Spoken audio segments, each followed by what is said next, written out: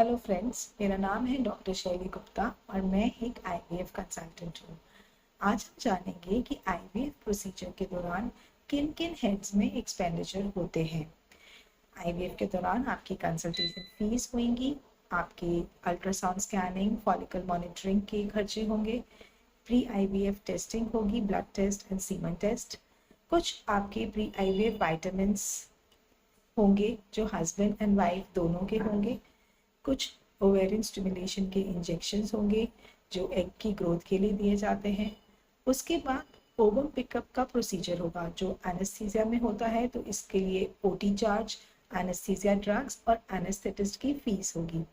Ovum pickup procedure के बाद IVF lab में आगे का प्रोसेस होता है जिसके को करने के लिए एम्ब्रियोलॉजिस्ट एंड्रोलॉजिस्ट होते हैं जिनकी फीस होती है, और आईवीएफ में जो यूज़ होने वाला इक्विपमेंट, कंज्यूमेबल्स, मीडिया, उनका खर्चा होता है।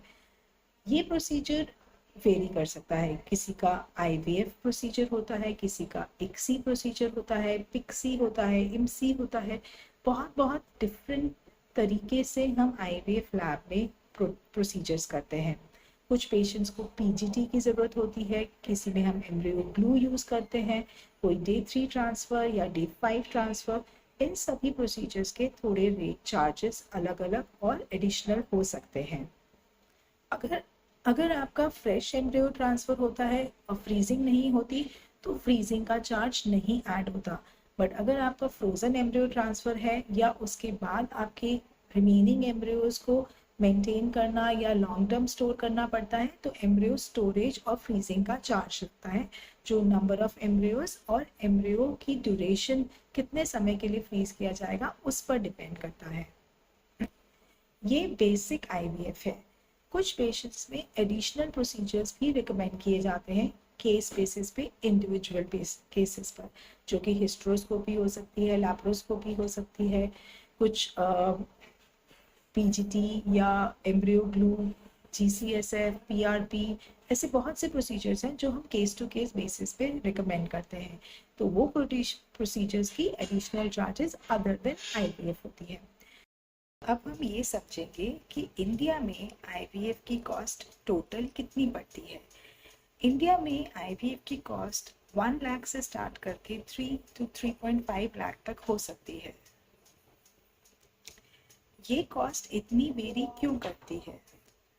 ये कॉस्ट इसलिए इतनी वेरी करती है क्योंकि ये डिपेंड करेगा कि आपका आईवीएफ सेंटर किस सिटी में लोकेटेड है, टायर 1 सिटी, टायर 2 या 3 सिटी, क्लिनिक का साइज कैसा है, क्लिनिक में स्टाफ कितना है, क्लिनिक कितना क्वालिटी वर्क मेंटेन करता है, उसकी जो लैब है उसमें कितनी एडवांस टेक्नोलॉजी है, उसके जो डॉक्टर्स हैं, जो एम्ब्रियोलॉजिस्ट हैं, वो कितने एक्सपीरियंस्ड है, कितने ट्रेंड हैं, और उनमें कितना फुल टाइम एम्ब्रियोलॉजिस्ट या कितने फुल टाइम डॉक्टर्स काम करते हैं।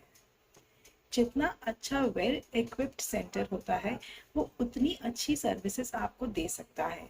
इसका मतलब ये नहीं है कि सिर्फ बड़े और खूबसूरत ही सेंटर्स अच्छी सर्विसेज देते हैं।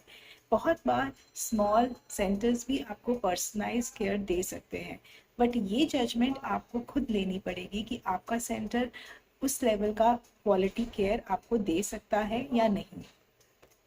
कुछ सेंटर आपको कंप्लीट पैकेज के अंदर drugs, medicines, ultrasound scan, fees और पूरे आईवीएफ का एक पैकेज बनाकर देते हैं, और कुछ सेंटर्स आपको हर प्रोसीजर का अलग अलग चार्ज ब्रेकअप करके देते हैं। जो भी आपका मेथड हो उस सेंटर का, बट उसमें कंप्लीट ट्रांसपेरेंसी होनी चाहिए कि उस पैकेज में क्या क्या सर्विसेज उस पैकेज की कॉस्ट में इंक्लूडेड है, ताकि आपको कोई भी मिसगाइड या धोखा ना रहे कि पैकेज। आई होप इस वीडियो से आपको बहुत से डाउट्स क्लियर हो गए होंगे कि आईवीएफ में कितना खर्चा आता है। एंड सो फ्रेंड्स, आप चाहिए आप निश्चिंत होकर, ज़्यादा एजुकेट होकर अपना आईवीएफ ट्रीटमेंट कराइए, बट ऐसे क्लिनिक में जिसके अंदर अच्छे टेक्नोलॉजी, अच्छे डॉक्टर्स और स्टाफ हों और कंप्लीट ट्रांसपेरेंसी हो। All the best.